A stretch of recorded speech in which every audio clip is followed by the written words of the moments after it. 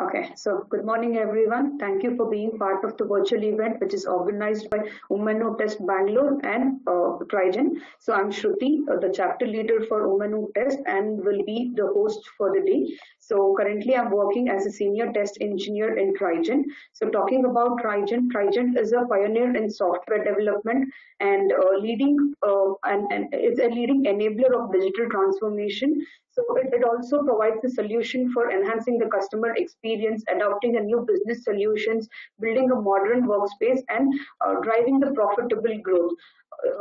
Coming to our topic for the day, we are centered around the topic for today is centered around reimagining the future skills, how to reframe our careers, and in the current situation around the world, which is impacted by the pandemic. So we observe that we are slowed down in our process, and it has put so many challenges in front of us which we never imagined that that will even exist. So we don't know what would be there for us in next 5 to 10 years. In the past, when any organization was developing any product, the expectation was the whole team should be working at a single location. But now the situation has been changed, where we are working remotely. So for us, the ability to adapt ourselves is very much important. Opportunities are very redundant now, so we'll have to keep ourselves optimistic and use the time to transform ourselves. So we can see that the market is changing drastically. We see that from past few months, whatever was there, it's not now. So changes is it's continuous to do. So what we sensibly thought was we invite someone who could help us to navigate through during these times. So we are delightful to have Anuranjita Kumar, who is a chairperson of Women in Technology and an MD of Indus Cap Ventures, who is a distinguished HR leader and an author. So with her years of experience, she's here to share us and advise us on how to reimagine future skills and how can we reframe our careers. So Anu, we welcome. It's an honor to have you here.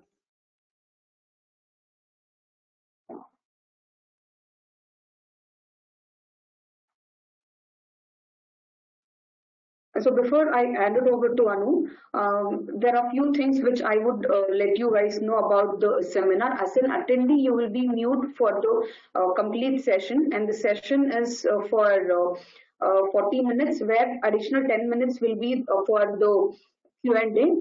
And whenever you have any questions, towards your right panel, you have a questions guide where you can just type your questions and send it over to us. So all your questions will be picked up at the end, but you can type your questions at whenever the time you want. So thank you all for your time. So over to you, Anu. We welcome you once again. Thank you so much. I hope you can hear me properly. Yes, Anu, you are audible. Thank you so much. And thank you to you and to Trigen for having me. I think, one of the reasons why I was really looking forward to this session is it feels a bit like homecoming from somebody who's working for the platform of Women in Technology in India. And I think every time I come for these sessions, given that I'm not a techie, very selfishly, I learn a lot. So this is less not just about me sharing what I think, but a lot of feedback from all of you, which adds to my learning, and it's been a life lesson that continuous learning is what I should stay with. So I thought before talking about just simply future skills, or probably as I dwell on future skills, what would be helpful is future perspectives. And as I was thinking about what to share with you in this session to make this real for you, I'm going to deviate a little bit and go into when I was in my 20s or 30s. What would I do differently, having worked now for over 26 years? And some of the life lessons that I have learned, which has kept me going through, skill development, through multiple crises that I have had to manage in my career, be it the dot-com bust, be it the global financial crisis, and so forth, so on. So in some ways, as we're going through Corona, some of those learnings of mine had keeping me afloat even now.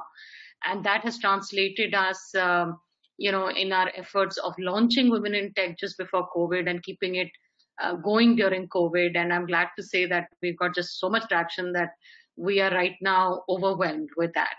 So, what has kept us in terms of thoughts and perspectives? And then we'll come to skills.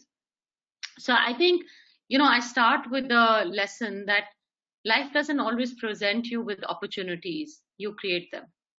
You create them basis the circumstances that you're in. You create them basis your own preferences and choices.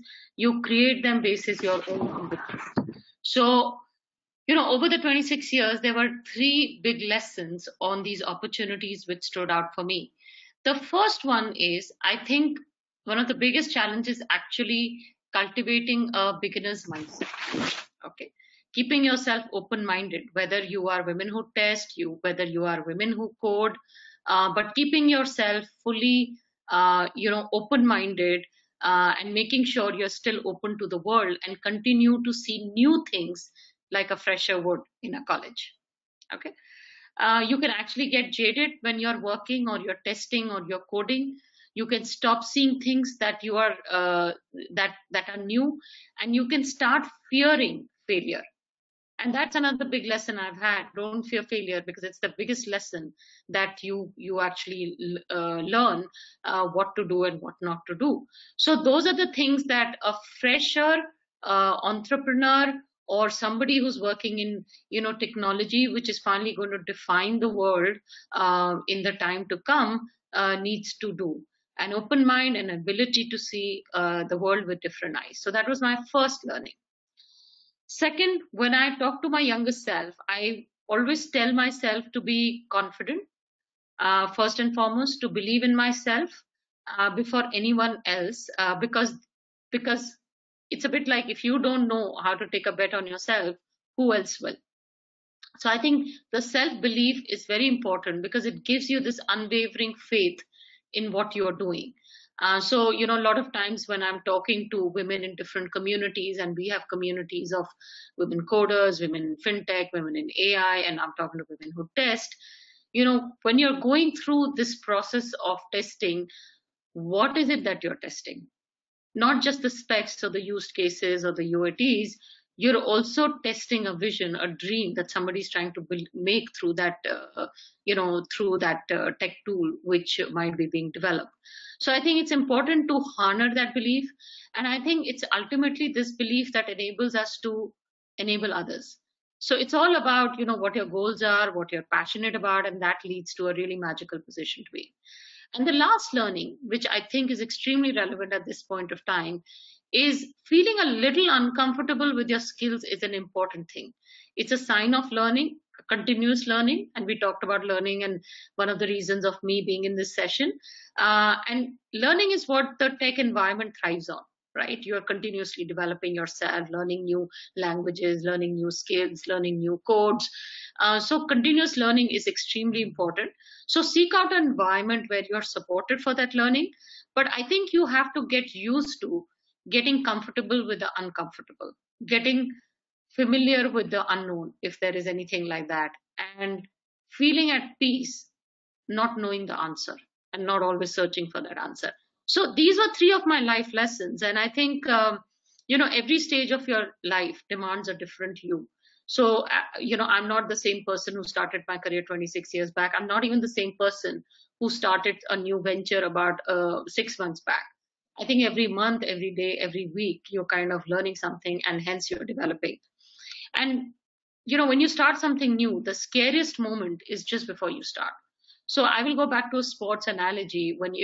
Those of you who swim, who cycle, the first time you touched on that, or you sat on that cycle and you didn't know how to balance, was really scary. But once you were on it, it flew. If you're doing a deep dive into a pool, the moment you're standing just outside the water is really scary. When you jump into the water, you're in the water, so you have to swim or you sink. So I think the scariest moment has to be overcome with that self-belief. And whatever path you take, the path is made by walking. So, coming back to now, those were my perspectives. But coming back to skills and what would be needed, I think the important bit to think about is that during COVID and post-COVID, or rather, post-COVID, where are we going with this? And I wish there was a simple answer, and actually nobody really knows the answer. But what is being projected is it's going to be a world where the boundaries will blur between humans and tech. I think that's been coming for a very long time, and you might have read articles about it and you might have heard things about it.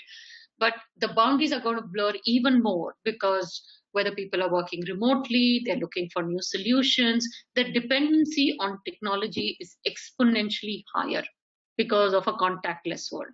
Now, human beings are social beings, right? And not being in touch, not being in contact, in some ways will play up for the well being of the human race.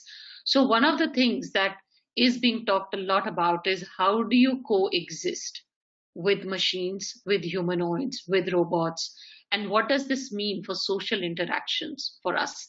And how do we align our own thinking and the skills to coexist? So, let me give you an example. Last year, I was in a convention in Geneva where it was a convention about new technologies, about robots and humanoids. And as I entered the auditorium, or before the auditorium, you have the registration desk. So they literally had a small humanoid or a bot sitting there who simply asked me, "What's your name?" And I said, "Anuranjita Kumar." And this humanoid literally popped out a card for me to enter the auditorium. So my feeling at that point of time was a fear, because I felt like I was in a sci-fi movie and this bot can attack me. I don't know why I had this feeling. I was curious, but I was also fearful. So I went inside the auditorium, and what happened was that because this company was showcasing their bots and humanoid skills, um, after every three chairs, there was a bot or a humanoid prototype, which was kind of placed for us to experience what the experience would look like. And then on the stage, there was a panel discussion where there was a bot and there were three humans. And as I sat there next to the bot, and this was a physical bot, obviously there was a voiceover which came and said, "Hi, Anu," because obviously the information's traveled with seat I'm sitting on. My name is Tom. Okay, so Tom had a gender, Tom. And I said, "Okay, well, hi, Tom." And he said, "How are you doing?" And I said, "I'm doing fine." And then, then the panel discussion started and the questions started. And as the moderator asked the question, antennas of the bots would go up because they would ask questions and they would answer questions too. And so it was a really surreal experience. And then the funny bit is that in between, there was an intermission and I was going out to get a coffee. So, like, out of sheer politeness, I turned around to Tom and said, "Tom, I'm just going out. Can I get you something?" And, he said, "Where are you going?" I said, "I'm going to get a coffee." He said, "Oh, no, liquid are not my body types." So they had infused Tom with some humor as well. Obviously, there were some engineers in the background who were controlling all this. Now, my limited point of stating this or sharing this incident with you is this is the world which we or my children are going to inherit, which a lot of you are going to be in.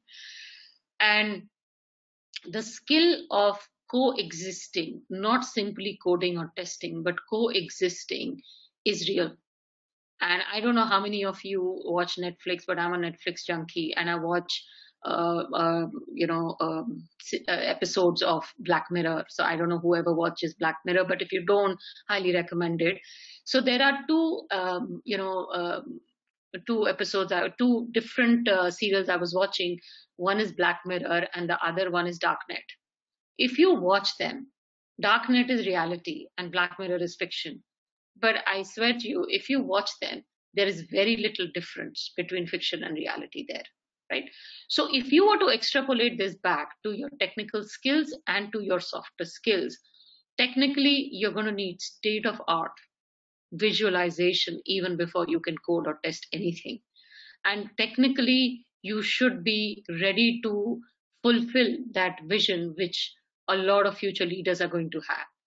Okay, so I think technically, I don't know what the new languages would be and what the new platforms would be and what the new database would be, but technology will become, as it is today, even a more integral tool to deliver those dreams and mission which take the human race to a completely different level.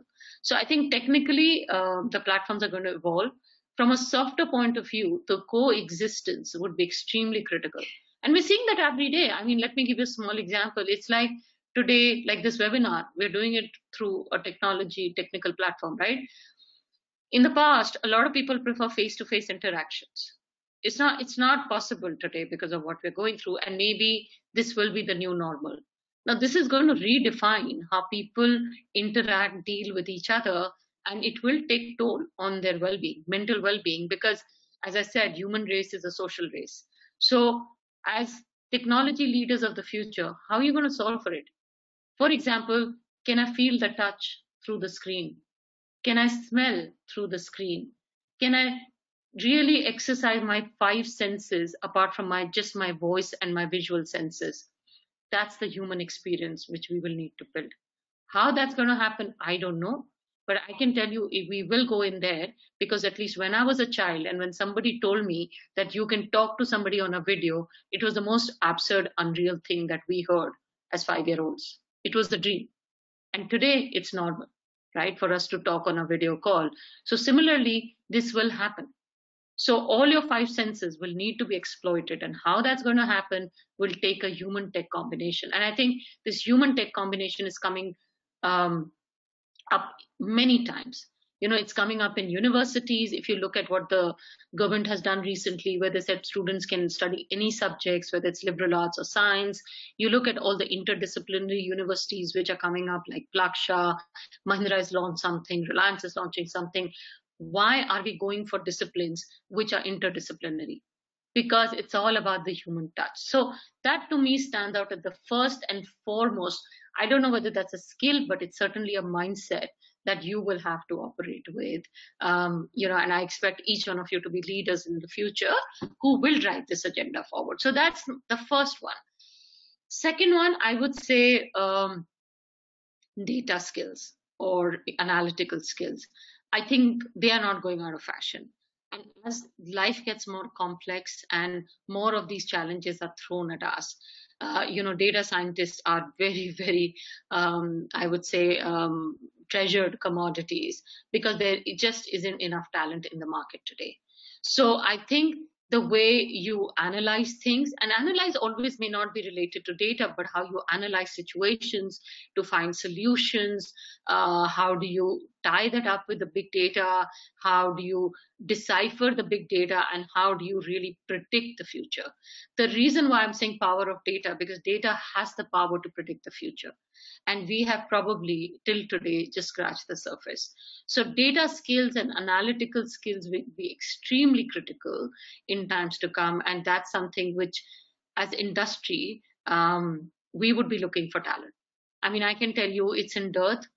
There are multiple courses which are run around this by a lot of edtechs, but we are yet finding a dearth of people who can be data scientists. And I'm not sure where the gap is. Is it because of preferences? Is it because it's very tough? But the demand is far outstripping the supply that we have in the market. So analytical data skills will become even much more valuable than they are today, and something that I would strongly say watch out for, apart from the whole human tech skills that we've already spoken about. Third one will be entrepreneurial and strategic mindsets. So, as I said, tech data finally caters to what the strategy is going to be. And strategy requires a very big picture view of situations. So, those of you who may ever think about and saying, look, I want to really expand my wings, start my own venture, you will have to have a bird's eye view of the entire universe. Very often, as investors, I have a lot of people come and talk to me about their dreams.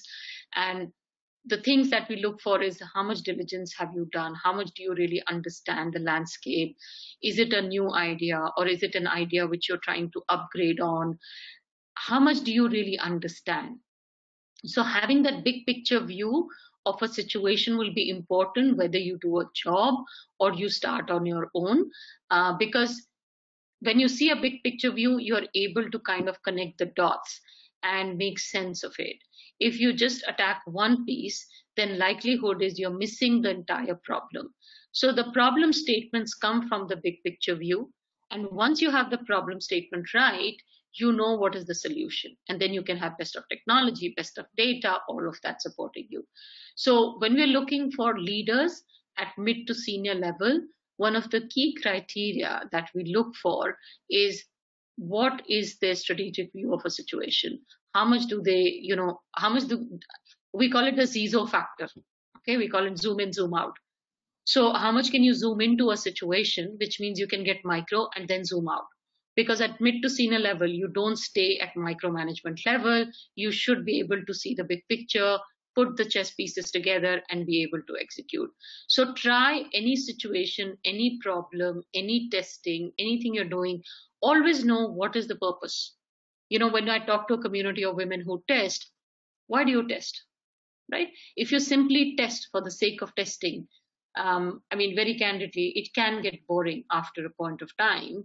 But if you test because you know that this piece of testing is actually going to serve this purpose, the whole journey becomes so much richer because you're part of a bigger universe, right? So there's this small story which comes to my mind that, I read it somewhere that somebody who was walking down the street, saw two people cleaning. He comes across somebody who's cleaning the road, and he said, "What are you doing?" And he said, "I'm cleaning the road." Okay, and then he walks slightly ahead, and he finds another person who's cleaning the road, and he said, "What do you think you're doing?" And he said, "Well, I am trying to reduce and eliminate coronavirus." So he was really quizzical and he said, "How are you doing it?" He said, "Because if I clean this properly, then I will be able to reduce the virus because I can actually eliminate it through disinfectant and all that." Both the people are doing the same job, right? But look at the thought of one person, and these are two cleaners. One feels that he's serving the universe by cleaning because he will drive the virus out, where the other just thinks he's cleaning, right? Now, I don't have to say who will go further and who would this person be inclined to talk to more. So this is just an example of saying how the big picture view is extremely critical, and always try and understand that whatever you're doing will be connected to that big picture view. The fourth thing I would talk about is creativity. Challenge the status quo. Think differently. Don't take a no for an answer. Ask several times, why do we do it?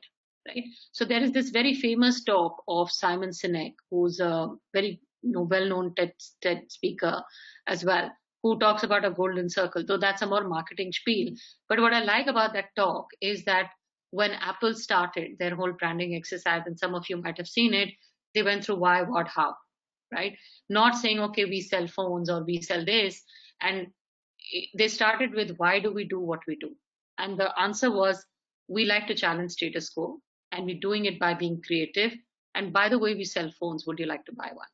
Right? So having that why is important to being channel your creativity juices rightly, thinking differently, because the problems or the headwinds that you will face today and tomorrow will never be solved by the solutions of yesterday, because we didn't have coronavirus yesterday. So there is no point in saying, acha, we used to do it like this, 1 year back, because even if you did that 6 months back, it's not relevant today. So the ability to ideate, to create, to innovate is paramount, right? And that's going to be a key skill of the future.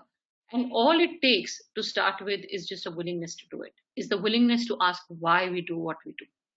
What is the reason behind it? When you start challenging the status quo, patterns start to emerge about what is happening, and you will start to see gaps.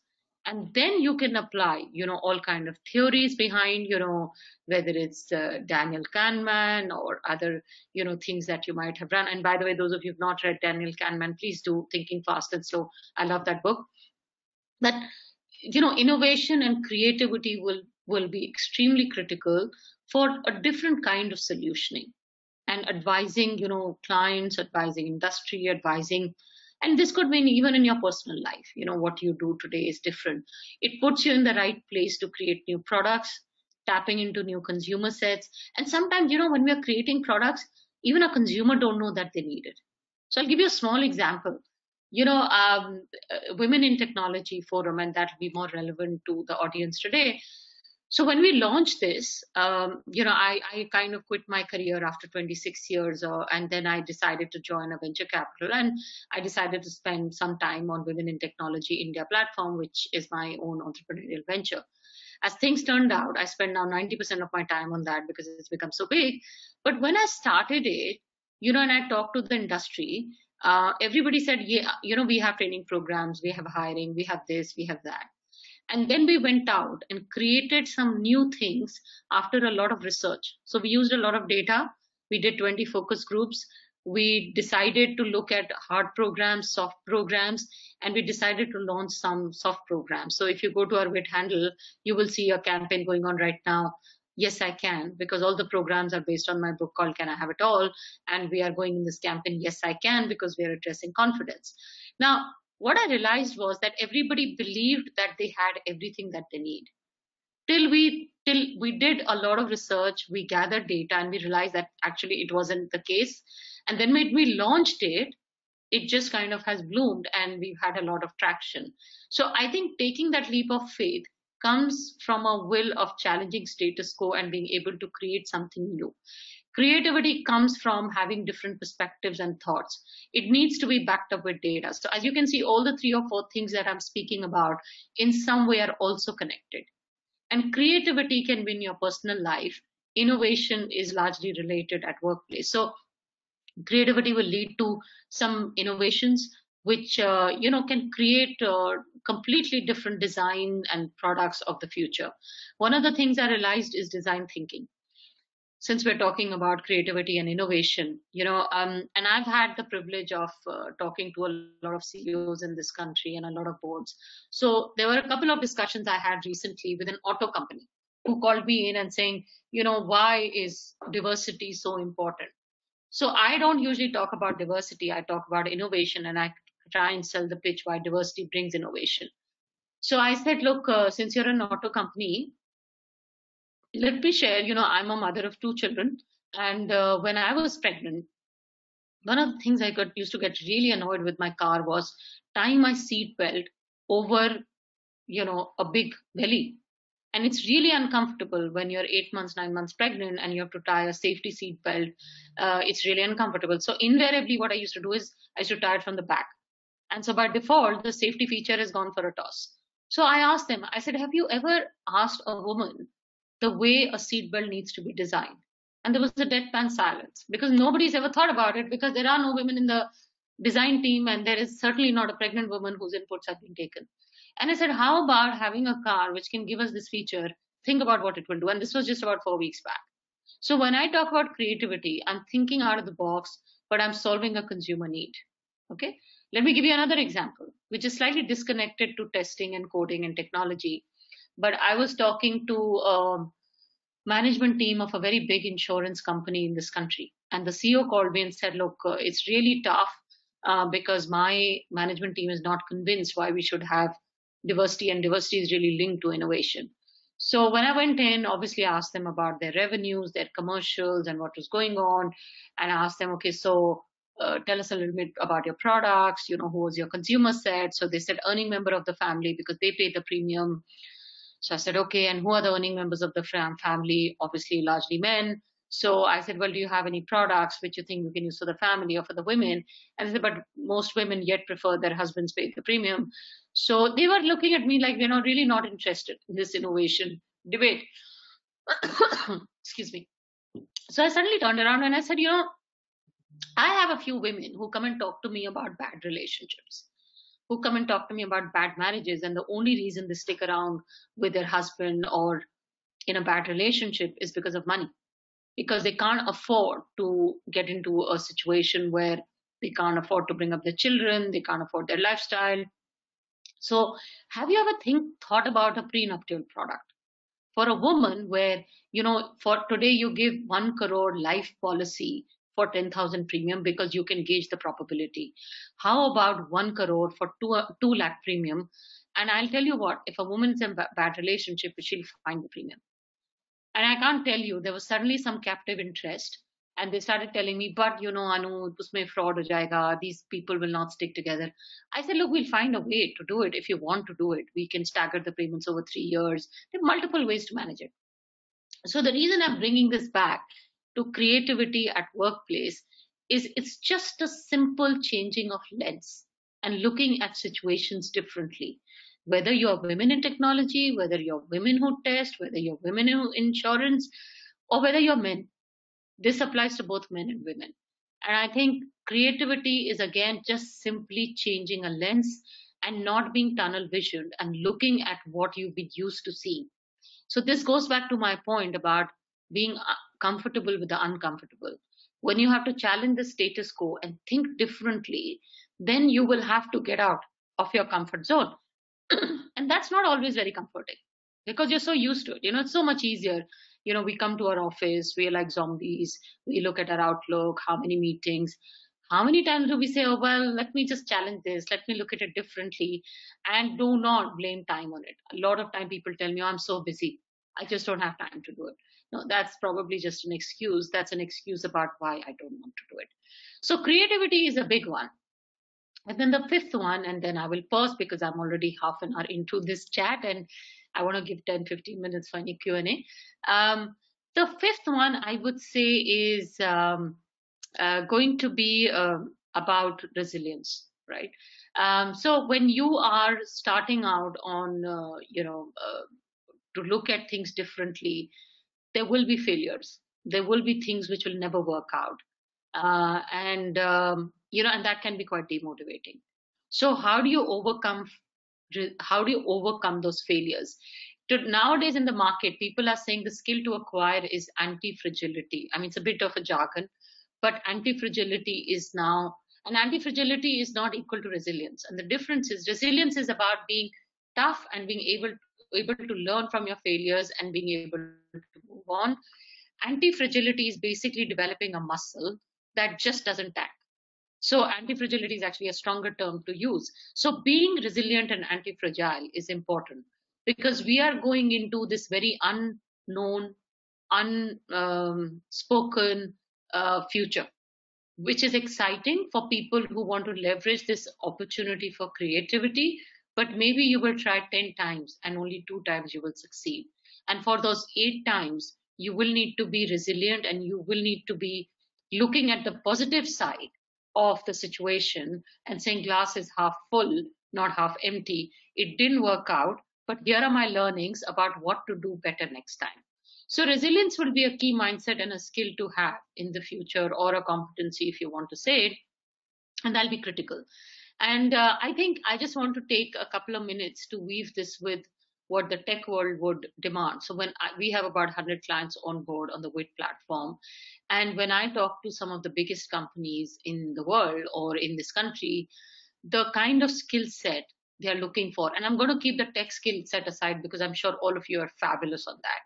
And anything which is technical, so long as you have an average aptitude, can be acquired. And whether it's your Angular or your Pythons or Java, everything can be acquired so long as you're willing to work hard for it. So all those, I'm making an assumption that technically all of you are savvy, because the companies beyond a point look at the softer skills much more than just the tech skills. They look at project management, which is becoming more and more important because the workforce is going to be very amoebic. So, and this goes back to my big picture view. So, which is where your big picture skills come in. So, when we get the job specs, one of the things they look at is how do you project manage, right? The second thing is advisory, how you're able to advise a client. Not just, and this again leads into the bit I talked about creativity, being able to understand the big picture, being able to look at data, being able to create. A client will value you so much more and even respect you if you put in that effort to understand and advise them. And a good advisory happens on the back of the 5 things that I've spoken about. And the third thing that they tend to value a lot will be about challenging them a lot more. Challenging them in terms of saying, look, we kind of, this is not right. this can be done differently. Many a times what happens, the clients feel is just because they're paying the bill, people tend to go along. And sometimes clients are not always confident. They're very happy to get feedback. So challenging somebody, going back to my point about self-confidence, you need to be very confident about what you're saying. And that again will come from a lot of research. And when I sit with a CXO or a management team and I challenge them, it comes from the fact that I've done a lot of research before I go to them. So let me give you a live example. We're doing some work with Google. Okay, everybody knows Google, it's a big company. So I got called in to deliver a program. So last night I spent 3 hours just doing a whole Google research on Google on that particular topic. And believe you me, I figured out so many opportunities just for Google, right? I've gone through 3 research reports. I've gone through all the 5 things that have happened in the last few months for them. And now, today, when I talk to their CEO, I feel much more confident that I can actually tell him that you don't need this, you need this. And here is what I've read. And maybe that, anything which is not public information, I will obviously not have access, but happy to be guided. But when you present that to a CEO, he feels you're taking ownership, right? You've taken the effort to go out of your boundary and go into what is going to happen in his company. You've automatically got 50% of his or her attention. And the rest 50% is obviously the product that we pitch for. So I think the whole challenge bit requires a huge amount of engagement, and that is extremely critical when you are working, whether in a company, you could be working with the BU head, or whether you're working in your own place where you are working with a client. So, and the last one, which is the fifth one, because I'm giving you 5 skills and 5 perspectives. The clients tend to, or companies or leaders, what they tend to value in their workforce is somebody who is, this goes back to the point of reinventing. I've had a lot of people who are working with me, and even as like when I look at WIT as a venture or a startup, every week is a month for us and every month is a year for us. So what we were doing 2 months back has to dramatically change. But I will always find 1 or 2 people who are stuck 2 months back and saying, Hamese, we were delivering in this way, so we should continue delivering.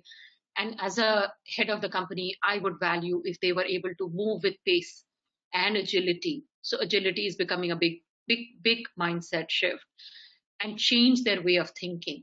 There is immense talent, there is immense potential, but the inertia to change and being able to reinvent yourself is also huge, because reinventing takes effort at all ends. But these are things which I think leaders or workplaces tend to really value. What I'm trying to find, what I'm finding lately is that, it isn't just about, as I've said earlier, it's just not about technical skills. It's about the 5 softer skills and 5 thoughts and mindsets shifts, which we need to make to keep ourselves growing, learning, and also making a success of whoever we want to be. And underlying all of this is a core purpose. And that's the last thing that I want to talk about and then pause. So core purpose is important. And intellectually, we all get it because we get it, right? We think we know why we are doing what we're doing. You will be surprised that the number of coaching and mentorings we do, where we get stuck is, why are you here? Why are you doing women in testing? Why are you doing women in technology? Is it just because of a salary? Is it because of a larger purpose? So one of the things I always recommend, and this is not about junior, mid-level, or senior, it could also be at a student level. In this moment or in this time, what purpose are you fulfilling? Why are you here? Why are you in this webinar? And what is it that you're going to take? Because if you don't know where you're going, anything can take you there and you can lose your path. Your purpose keeps on your path. And when I said paths are made by walking, your purpose is the fuel behind that walk, which you will undertake to do your path. So I think, for me, that's been a great learning. And there is a very famous poem by Robert Frost, which a lot of you might have heard, which is The Road Less Traveled. And, where he talks about, and it's a beautiful poem, I don't have it handy, but do read it. It talks about, the road less travel makes all the difference to who you become. And for me in my career, every time I got comfortable, when I was with PNG, I jumped to Citibank.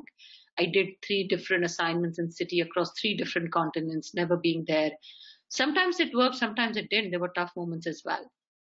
I got comfortable, I moved to RBS. I got comfortable, I moved to venture capital. And it is the searching of your purpose which keeps you moving.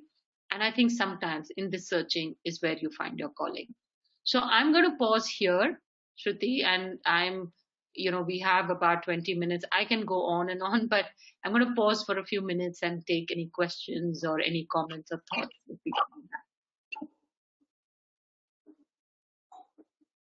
Thank you, Anu. That was very informative and educative and motivative as well. Yeah, thank you for your session.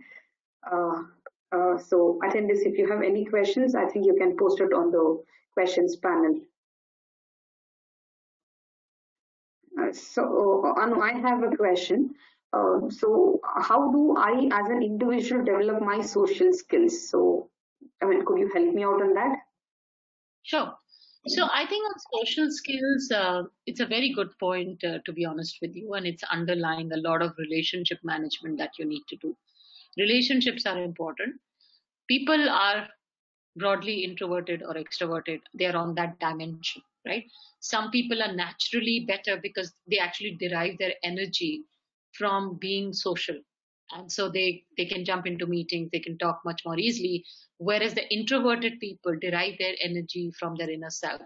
So for them, it's a little uncomfortable going and reaching out to a bunch of people who are not known to them.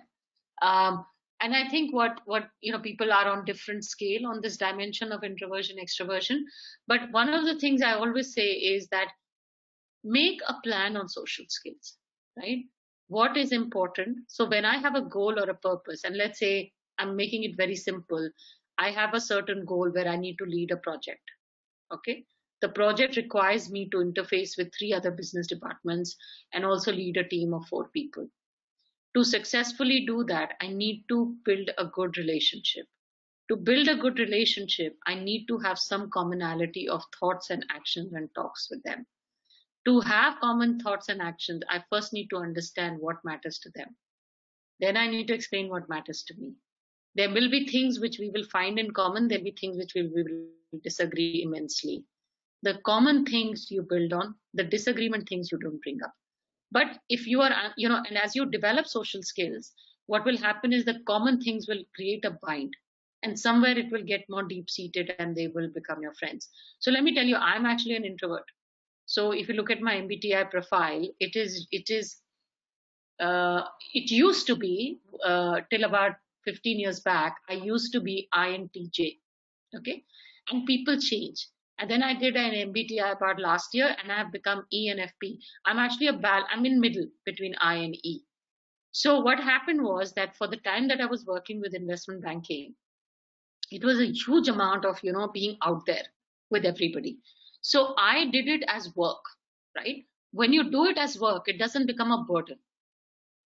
Because a lot of introverted people sometimes feel, and actually that's true for anybody, that when you strike a relationship, there are expectations. If I do this much for you, then there's a natural expectation, you start to feel a reciprocation. But when you do it as work, it's not being inauthentic, but you expect less, right? Because it's a part of your journey. It's like you're doing a project, you're doing it for this. You're not necessarily here to make a big relationship until and unless it becomes one, right? And it's at a professional level. I won't say superficial, but a professional level.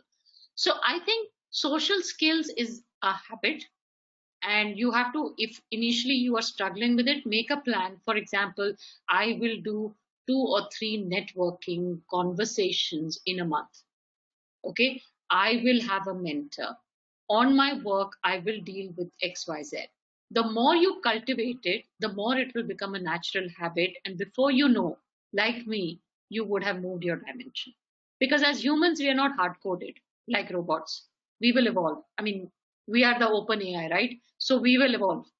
And so we can cultivate it, but it requires a bit of discipline, a bit of planning, and some of the things that I've spoken about. And that should hold you in good stead. You're on mute. Sorry, I can't hear. Oh, sorry. Yeah. Thank you, Anu. Yeah. There's one more question, but it more looks like a technical one. And if you could give it a try, Anu. The question states that the attendee is a manual tester who is like, with an experience of more than 10 years. and that end is not interested either in coding or scripting. So they just want to know, like, what could be that technology which will, in future not demand any coding or scripting, but still remain in future, like next 5 years or something like that. Any such technology would be there if you could, suggest them. I mean, as I said, it's more of technical one is what they are telling. I can't suggest technology, but I'm not into that space. But what I can certainly suggest is the demand that we are seeing. When I see the GPT-3 discussions which are going on in the market right now, anything you can develop in that space, you will be a very, very valuable commodity in the market. Right? So I don't know if there will be any technology which will not require any coding.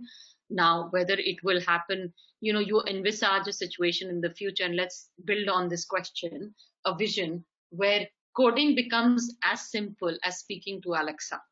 Let's think a little while, right? Why not? Why do we have to have these complicated languages which are very mechanical, right? Why can't we just speak to the software which actually codes for you? Because it can actually. You can code a software that codes for you. But that's the vision that I'm hearing from some leading technologists, which, by the way, for a lot of coders and testers, you know what it would mean, right? Because machines will write the code, they will test the code, and you are then final approver of the code. Now that is what is being envisaged in the market. So that's as far as I can answer that, Shruti. I will not be able to get into more technicalities than that. Yeah, no problem. Thank you for that. Yeah.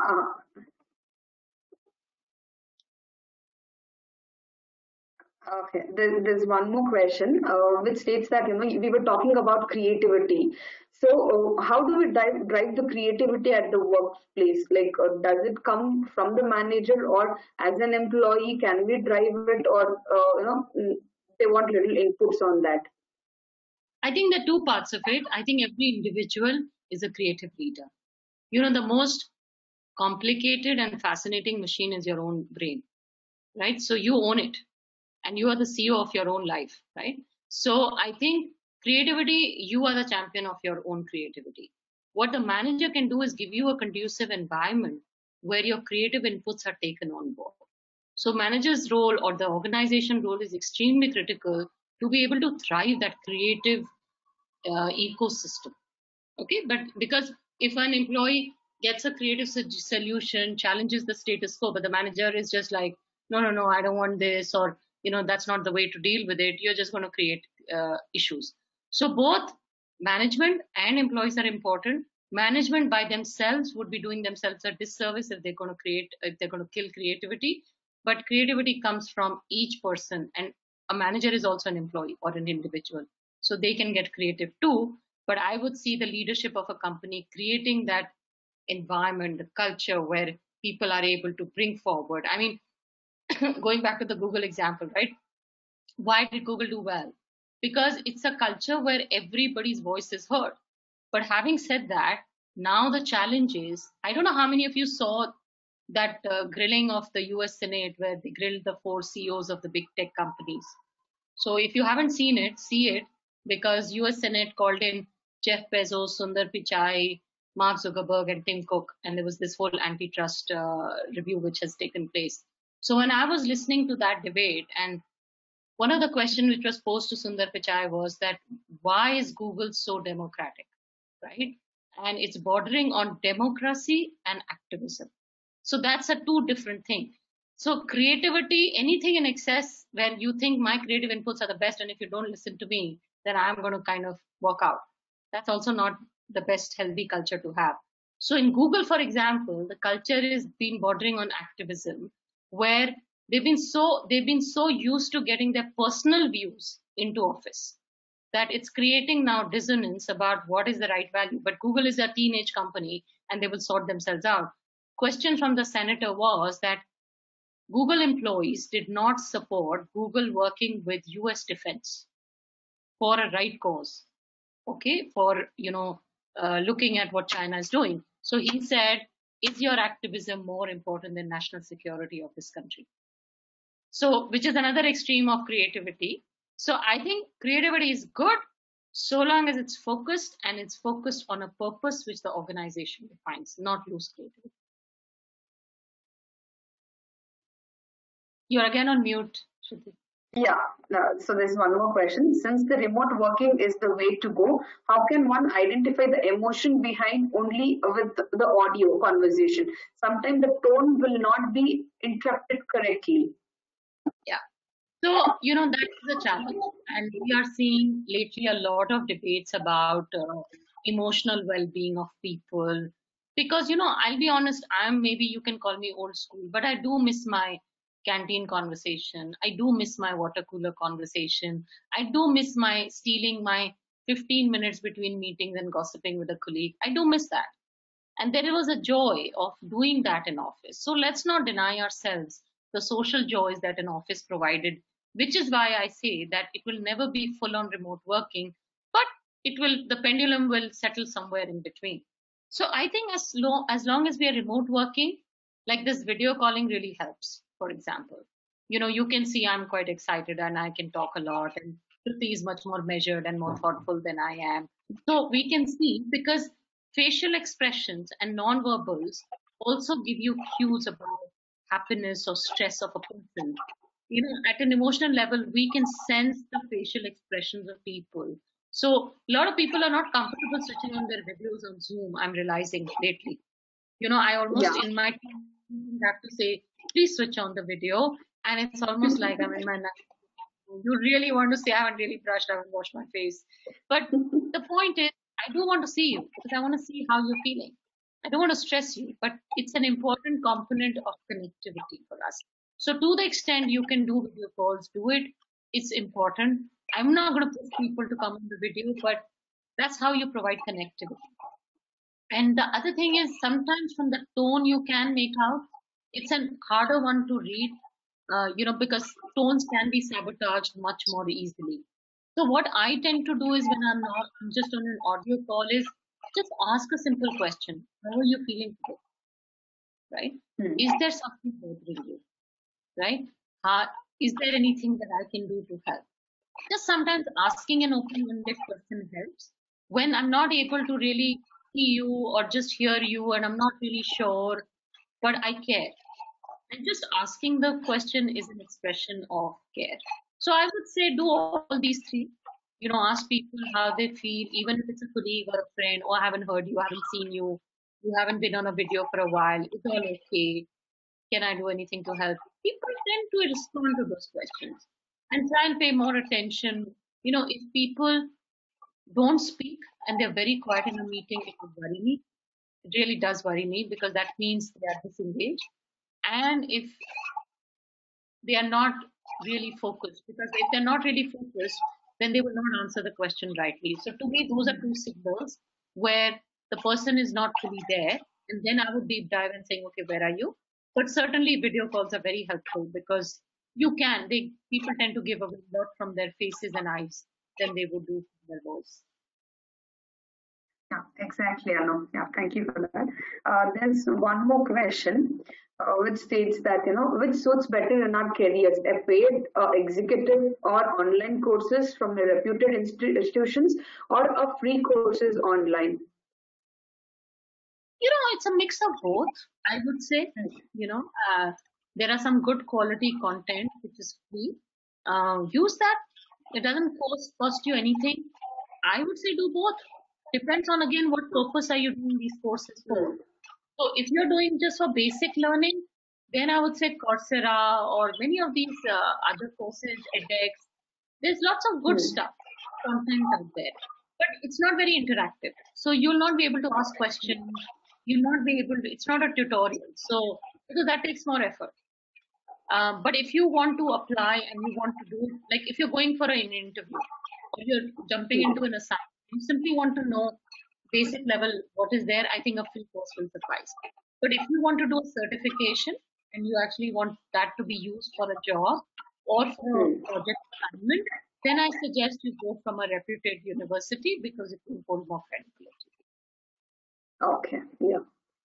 So, any questions from anyone else?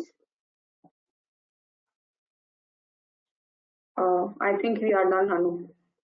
Okay, we have about 5 minutes, so we're pretty much on time.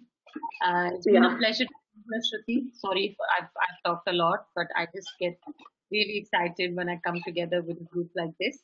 I do hope that I was able to address some of the questions and look forward to some of you joining us also in Women in Technology. And it'll be a great collaboration with this. Also, I'd like to congratulate you and your team and Trigen for putting this together. Thank you so much for your time, Anu. We enjoyed every bit of your talk, and it was very motivational. Thank you so much. Thank you for your time. Thank you very much. And let's take Yeah, in case if we get any other queries, we will just pass it on to you. Yeah. I mean, you can pass it on to me, or people can just ping me on LinkedIn or Twitter. I'm pretty active there. I'd be happy to do that. Sure. Yeah. Okay. Thank you. Yeah. Yeah. Yeah. Thank you. Bye bye.